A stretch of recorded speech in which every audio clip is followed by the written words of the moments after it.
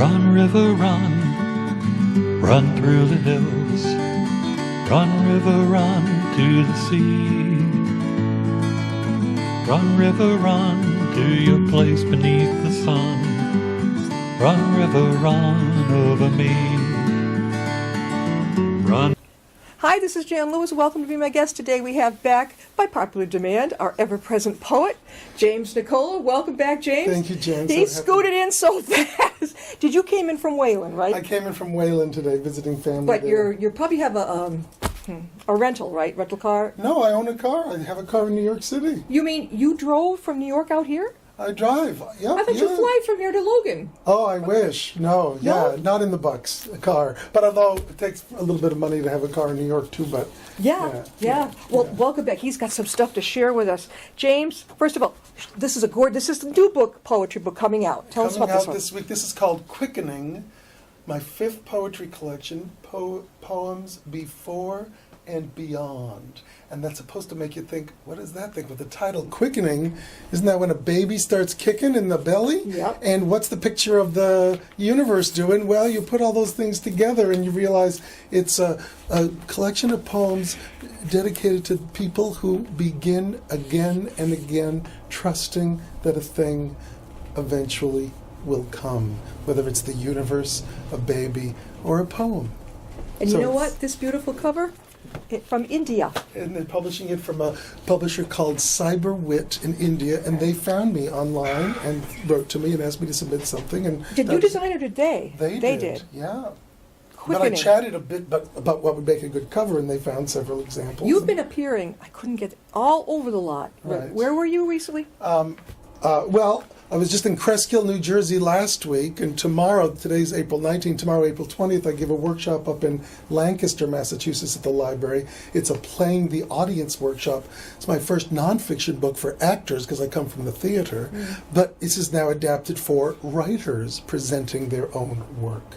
And what to do when you read your prose, whether it's from a fiction or a collection of essays, or your poetry, to make the audience so electrified they will buy your book. So a lot of people in Worcester County ask me, why did you adapt that for poets and writers? Because you've been doing that with actors forever. And people might have seen shows of mine at Foothills or other theaters in the area, as well as in New York and all over the country. When is Quickening coming out? It's out. It's on its way. It's at the printers even now. As a matter of fact, I might have my box of books waiting for me in New York when I go back. Don't forget to send it this way. Yeah. Oh, no, I'll bring it next time. Okay. Right. All right. You bring it next time. Yeah. All right. So, by the way, before I forget, what stage shows in New York have you been directing recently? Oh, I've been hustling my poetry books lately. Yeah. The last one I did was a play called The Goat, or Who is Sylvia, by Edward Albee. The Goat? The Goat won a Tony Award a few years ago by Edward Albee before he passed away. That was his last play. What theater over in New York?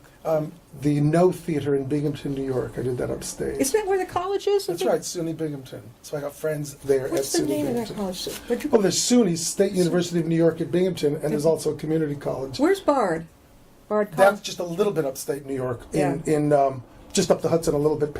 Is it in still Westchester County? I almost Is it applied there before my Yeah. father put the stop to that. I was a little too loosey-goosey. He didn't think it was good enough. Yeah, but very artsy. Yeah, very well, artsy, that's the good part. liberal But arts in a little college. bit of a party school, he said, well, your son could go there, but not your daughter. Yeah, but Worcester's own Holy Cross, of course, was in one of the biggest party schools in the country years ago when they had a list. I don't know if they still have a list. Now, how long have you been here from New York this time around? Oh, just got in yesterday. Just got in yesterday. And how long are you going to be here? 10 days. Yeah. 10 days. And you are one busy dude. Busy, yeah. All right, what you got and for then us? May 18th, I'll be in the North End of Boston. So check that on my website. It's Google Sites, and then James B. Nicola. You'll see all my events. The next one in New England after the Lancaster Library Workshop tomorrow is with the Seven Bridge Writers Collaborative. Is the North End of Boston Saturday, May 18th. So that's my next one here. And then I have a few others in Does this man upstate New York. prepared? I just printed because the book could have been ready, could have been actually arriving today to actually read from the book, but I figured show you that and read a few. Okay. This is the first poem in the book to give you an idea of what it's about. It's called The Curious Front. The thing in front is just a thing in front. The thing in sight's not quite the thing I see. The wanted thing is not the thing I want. The thing I wear is not the thing I am, to you and yours and mine, but not to me. But what I pray is really what I pray, and what I dream is what I dream, really. And what I hope will come someday for real. These unthings make me what I am, really, found nowhere else but here in me. When did you write this? Over the last 10 years. I don't write and it's done. I write and then do 10 drafts over 10 years or 6 drafts over 6 years. You can tell. Every word wants to contribute to the poem, and so I rarely have a first draft that people see. Rarely. Now, this is part of your new book, Quickening. Because a poem before and beyond almost sounds like paranormal to me. It's metaphysical, but I would try not to use the word metaphysics because the tradition of the poems sort of do derive from Andrew Marvell and John Donne from the Elizabethan and Jacobean era in England, called the metaphysical poets, and then the contemporary metaphysical poets, Yeats, Walt Whitman, Emily Dickinson, E.E. Cummings, and some Robert Frost are also metaphysical poets. But these poems, as you hear, are not like any of them. No. And I have pastiches to those poets that aren't in this collection. No. In other words, when I write in their idiom, it didn't end up here. This this one is an ode to writers everywhere, and it's called, again, about dedicated to people who keep trying, trusting that a thing will come, including something you might write. This is called Continuing Conversation, and it's a sonnet. But if we were not here, there'd be no day. A sun needs children for it to be lit. A solar system absent of the latter, a single star that blazes planet-free may add a silent flicker to the sky here, light years later and light years away. But when it dies, will not be missed a bit. Such bursts of brilliance beam, but barely matter more than a footnote in astronomy for stargazers to sight and count, then die. We must light something, not merely be bright, and find some satellite to dote upon. And it will be, if I don't at least write, as if I too were never here, then gone. James, with your always, ever since I've known you, your wonderful ability to project. My mother was on stage, Dad was in radio, and she always taught me about projecting.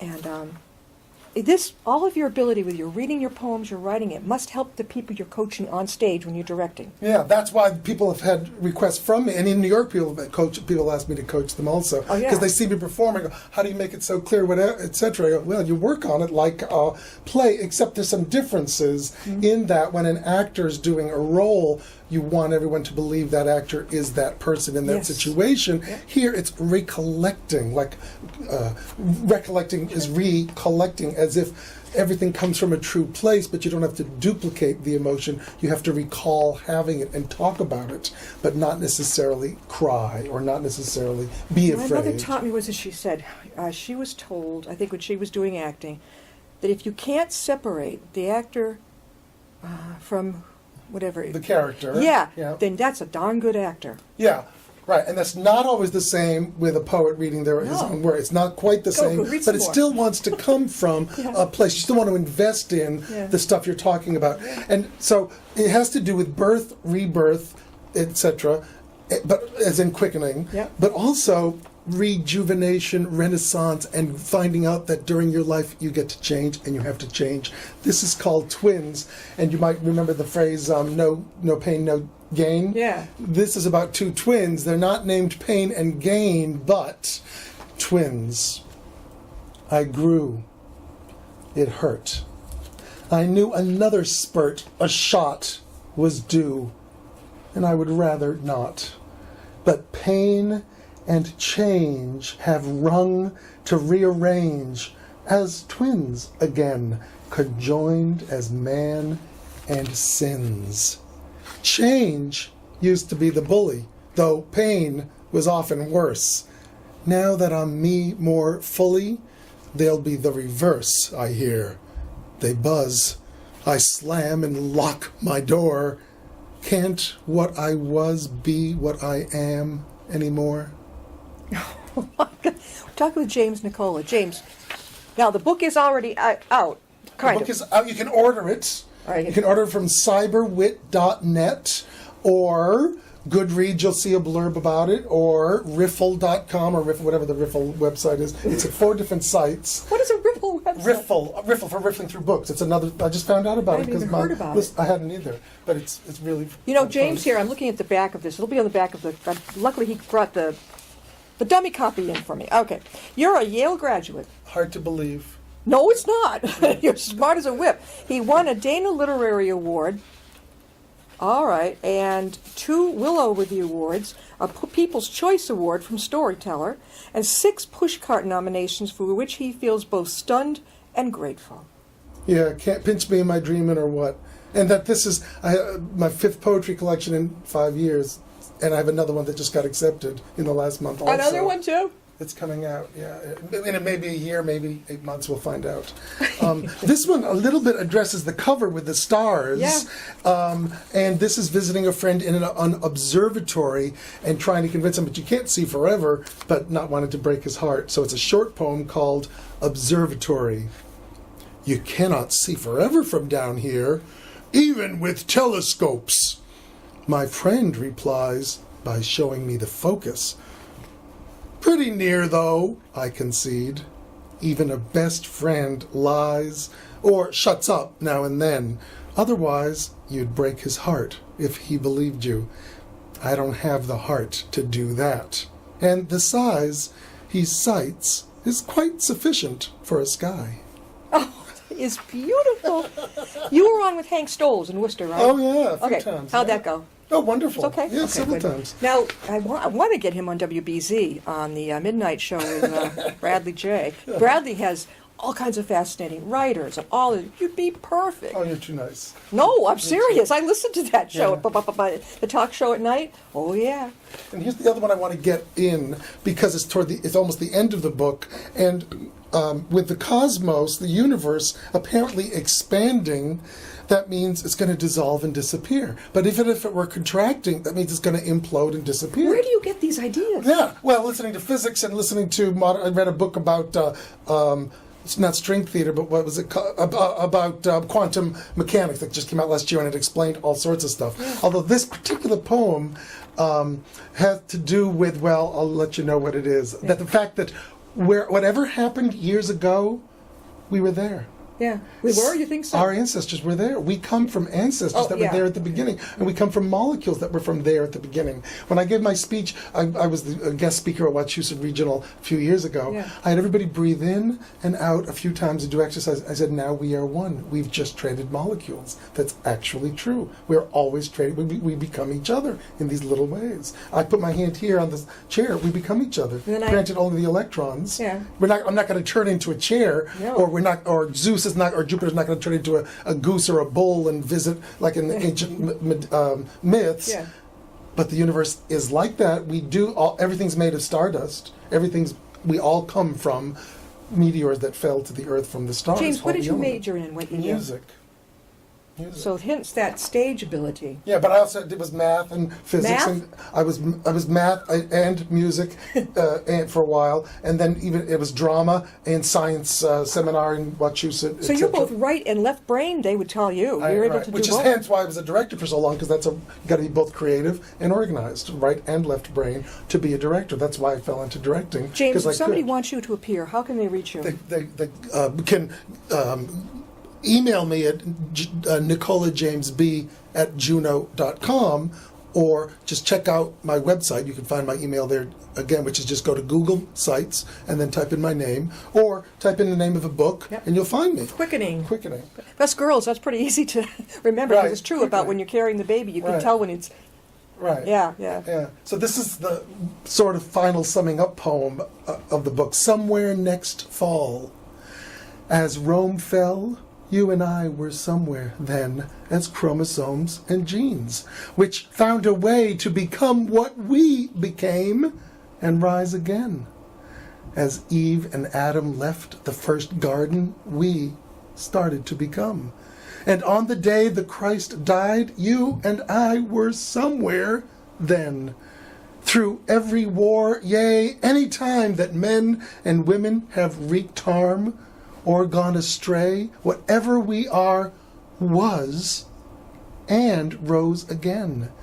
And here's the hope, that we have withstood 10,000 million losses and still can say, if the world ends, we shall be somewhere then, able to act or not act. Too often it has been not, and there's been hell to pay. Yet whatever we were, managed to rise again. Our issue, heirs, art, rage, shall be there when the end to come comes. Therefore, I inveigh that fall shall find us somewhere too, and then whatever we become must rise again. James, I'm picking up on something. Your poetry this time around is becoming spiritually. This is. I mean, I don't want to say it's metaphysical like any other metaphysical poetry, but right, it's or as I say in the description, it's both quotidian, ordinary, and cosmic. It ranges from the ordinary, change and pain. You find out, oh my gosh, the person I was yesterday, I can't be anymore because you lost your job, you have to move, whatever. What inspired you recently for this type of poems? What really inspired you? Something happened, because I'm noticing a little difference in the type of poem. Part of it is the act of writing poetry or waking up every day. You think and reflect. And I realized, 10, 8, 11 years, because these poems have taken a decade to write, not necessarily in this collection, but the working title of this group was called for a while Void and Verse. And then I realized, I'm not sure if that's attractive to anyone but poets, void and verse. So it's about the void. And then I also realized it's about more. It's about the rising again, when it's about that cosmic hugeness. Have you thought about writing a play, or have you done it? I've written plays, okay, sure. Which plays have you read? Which is your most recent? Well, I had a full-length play done up in SUNY, not SUNY, but the Broome Community College, called Bad Reception. Up in New York, Bad Reception. Upstate New York, right. And then I showed this, sorry, French, you can bleep that out. A school shooting called Donuts, and then one act version, and then the full-length version is called Donuts and Discussion, because the kid meets his lawyer, and got a box of donuts to talk to his lawyer. Whatever made you think of a school shooting? Happened in Oklahoma. Yeah. And that really sank in with you like that. Although I must say, the first draft I wrote before the school shooting in Oklahoma, when I wrote the first draft, then I saw the clipping and clipped it, and then wrote 5 more drafts of Donuts. So I wrote it because I saw some other piece that I don't think did the plight of this young person who brought a gun to school as a defense, that didn't put his plight in a framework that you realize nobody was helping him. There are lots of schools where the teachers don't help, the guidance counselors don't help, nobody helps, and Moonlight. If you ever see Moonlight, that kid, that's North Miami. There are places like that all over the country where one has nowhere to turn, and unfortunately ineffectual parents that can't help. And you, as a kid, you don't realize. Find a way to change. But you have to like violate rules. You have to run. You have to, etc. He had nowhere to turn, and I can sympathize. They need with to step up to the plate, eh? Yeah. Well, it's hard because they can be arrested and thrown into jail for truancy, but you can't go back. No, not the kid. I'm talking about the adults around the world. Yeah. And they talk about bully culture, and we have a zero bully tolerance in some schools, and there's posters, but I've been to some of those schools, someplace where they have those flyers up is where the worst bullying continues, etc. It's this culture that we're in now, unfortunately, where meanness and intolerance have been misconstrued for patriotism or faith. There's just so much meanness going on that's disguised as something else. James, how long does it take you to get from New York? He's driving. I thought you were flying into Logan all these years and then renting a car. You're driving? I drive. Because I got family still here, so I come every few months. Your brother's still up the way? Yeah. He's still moderator in the town of Holden. Right. Is he your big brother or your baby brother? Well, when we were born, he was my big brother, but now I'm the older. I've matured more. Oh, okay. It's my joke when we go out. He used to be my older brother. I joke, and then people go, what was I that? met him. I know when we were over at the Barnes & Noble in Worcester. Right. He was so cute, sitting there listening to his brother. Yeah? Go for it. You got some more? Wonderful. Sure. This is another kind of change. You can't be who you were anymore when you find you have a rummage sale or you have to move and empty out the attic. This is called Oh, that's right up my alley. I love sales. Moving Days. Oh, cool. Again, it's a sonnet, if anyone wants to count the 14 lines. Moving Days. Beyond this attic door lay treasured troves this morning, sealed as tight as any teen's unspoken diary, tokens of lost loves, scribbles of past lives, shards of might-have-beens. They were worth nothing, summoning dust, tucked in dormant cells of the house's brain, the part that's never accessed, but which, when unlocked, recalls the corresponding unused heart, which I've just traded in for not quite $47 in change. Yeah. Change! Ha! I thought I'd spend the pingling proceeds on a party, but cannot think of whom I should invite. The attic is so clean, so bare. I've got to celebrate when I move. Not tonight. That sounds like a lot of us putting off cleaning. Oh, are you? But it's also emotional Yeah. to throw away the cherished thing that's know worth it. nothing, and the cherished thing that reminds you of all your. Oh, I could have gone in that direction. Do you go to the flea markets and the yard sales and things like that? I try not to. Why? You think you come home with more than you need?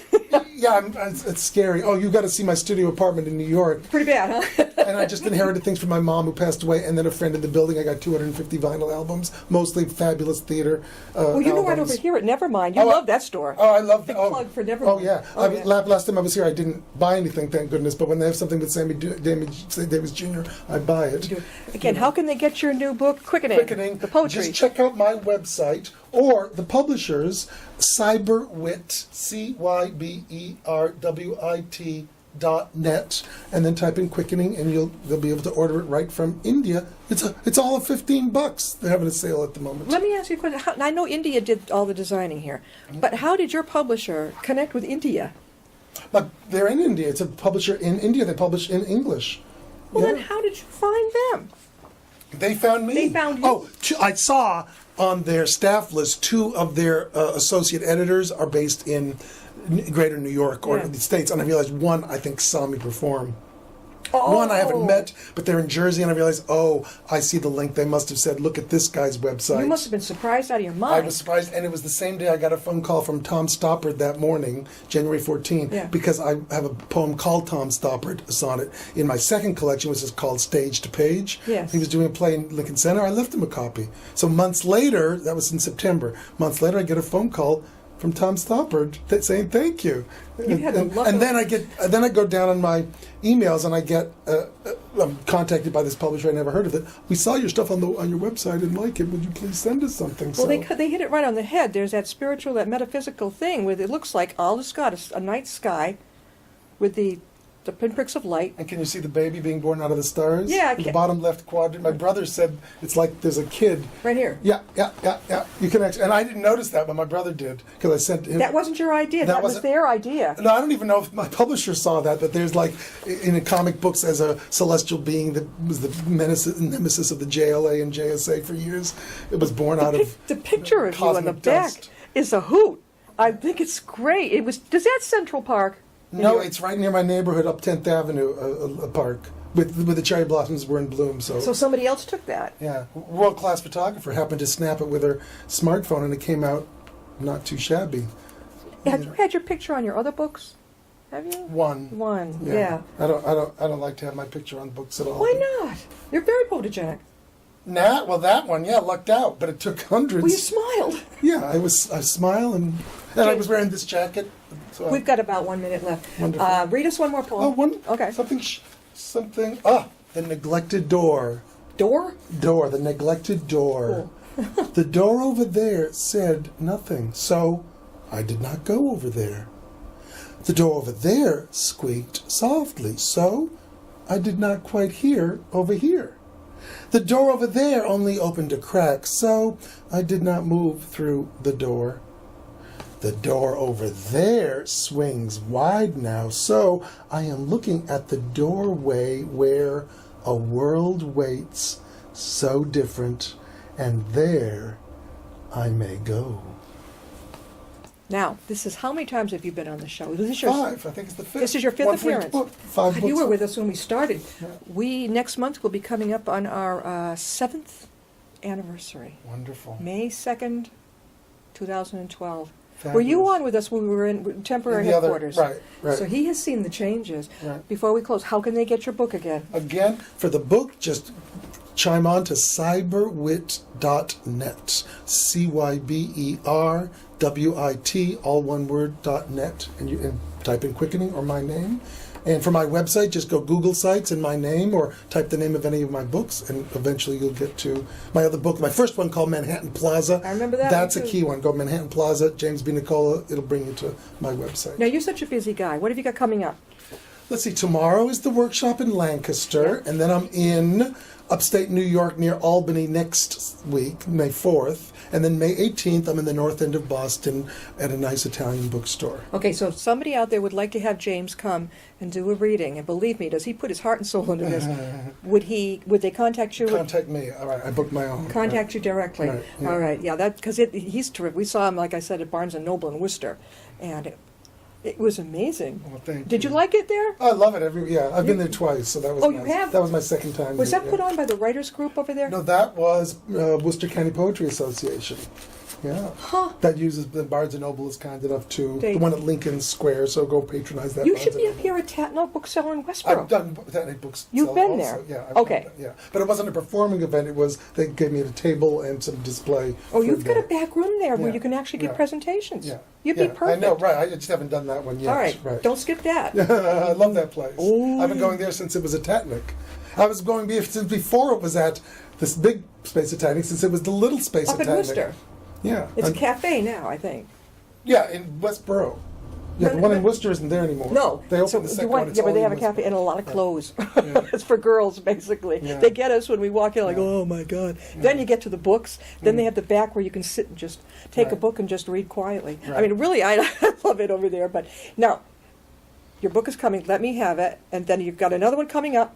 Yeah, And- then one coming up is called Natural Tendencies, and that's a book of nature poetry. Okay. And when's that going to be out? We don't know yet. Whether it's 6 months or 2 years, don't know. No, 2 years, 6 months. 6 months or a year, yeah. Okay. But I'm pushing for it next year since I got this one this year. 1 a year is nice. Thanks for being with us. 2 in 1 year is a bit much. It was so cute running in to try to get in here on time. Thank you so much. You're Thank welcome. you. We usually Thank don't you. film on Mondays or Fridays, Right. but I know your schedule is tight and it was tough. And since you're in the area, now where are you going now?